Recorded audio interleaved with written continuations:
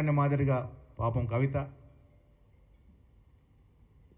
ప్రజల్లో బజగోవింద్ అనే మాదిరిగా హరీష్ రావు ఇద్దరు ముఖాలు వాడిపోయి ఉన్నారు. కారణం మీద అయ్యా కొడుకుల ఫోటోనే పెట్టుకున్నారు పాపం.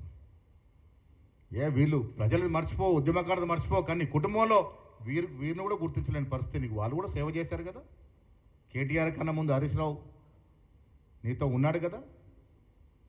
ఎవరి కోసం మీటింగ్ పెట్టారు? ఎవరి నిర్వాహకం కోసం, ఎవరి ప్రాబల్యం కోసం? ఇంకా కుటుంబ తపన తప్ప ప్రజల గోడు పట్టనే పట్టదు. ప్రజల గోడ పట్టే నాయకుడు అయితే ఫామ్ హౌస్ నుంచి బయటకు వచ్చి ప్రజల్ని ఎప్పుడన్నా మంచి చెర్లు అడిగిన పాపన పోతా ఉన్నాడా? ఇలా మేము ఫ్యూచర్ సిటీ కడితే నీ కడుపు మంట, RRR రింగ్ కడితే నీ కడుపు మంట.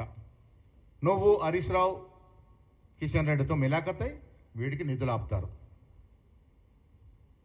రాష్ట్ర ప్రజలకు తెలియంది కాదు చంద్రశేఖర్ రావు కిషన్ రెడ్డి మైత్రి, వారి దోస్తానా తెలియంది కాదు.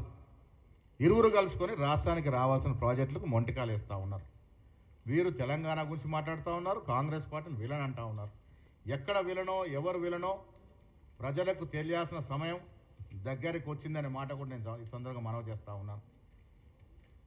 మేము తెలంగాణ రైజింగ్, కేసీఆర్ గారు మీరు వినాల్సింది, తెలుసుకోవాల్సింది, 15 మాసాల క్రితం అధికారంలోకి వచ్చిన కాంగ్రెస్ పార్టీ ఇవాళ తెలంగాణ రైజింగ్, దళిత రైజింగ్, రైతు రైజింగ్, యువ రైజింగ్, బీసీ రైజింగ్, మహిళా రైజింగ్, హైదరాబాద్ రైజింగ్ కోసం పనిచేస్తున్నది. 10 సంవత్సరాల కుటుంబ రైజింగ్ ప్రోగ్రాం నుండి ఈ అన్ని విధాలుగా రైజింగ్ అవుతా ఉంది. నీ పాలనలో కేసీఆర్ రైజింగ్, కేటీఆర్ రైజింగ్, కవిత రైజింగ్, హరీష్ రావు రైజింగ్ తప్ప ఇంకెవడు రైజ్ కాలే. బీదవాడికి అవకాశమే రాలే.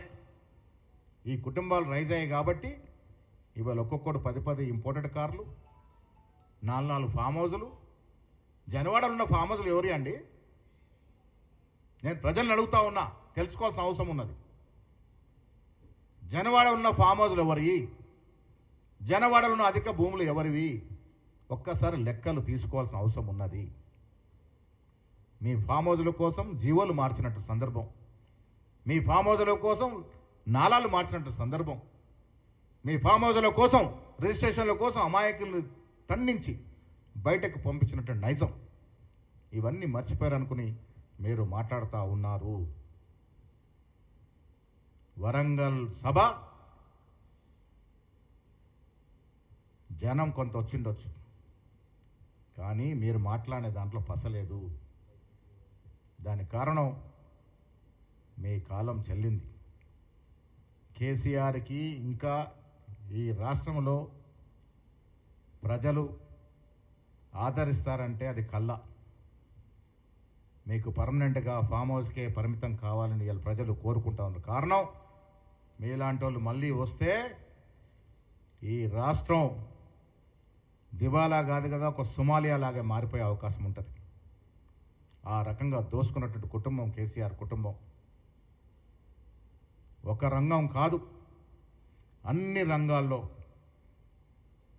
ప్రజల సొత్తుని, ప్రభుత్వ సొత్తుని దోసుకున్నటువంటి కేసీఆర్ కుటుంబాన్ని మళ్ళీ ప్రజలు ఆదరిస్తారని మేము అనుకోవట్లేదు. ఆదరించే అవకాశం ఉండదు.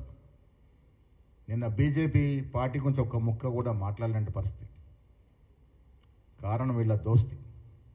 వాళ్ళకి కావాల్సింది ఇలా కాంగ్రెస్ పార్టీ ప్రజలతో చొచ్చుకపోతూ ఉంది.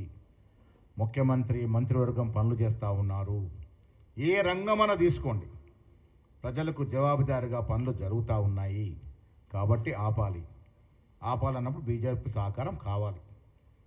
లోపాయికార ఒప్పందం లాంటి ఈ నాయకులు గాంధీ కుటుంబం గురించి మాట్లాడడం ప్రజలు క్షమించరు అనే మాట చెప్తా ఉన్నాను.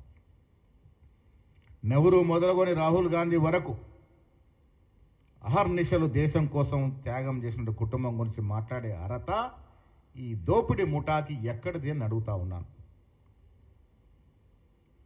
దొంగ పాస్పోర్ట్ల మొదలుకొని కాళేశ్వరం లాంటి అవినీతి ప్రాజెక్టుల వరకు, ప్రభుత్వ భూములు కాజేసే వరకు ఈ దొంగల మూట గాంధీ కుటుంబం గురించి మాట్లాడడం చాలా విడ్డూరంగా ఉంది.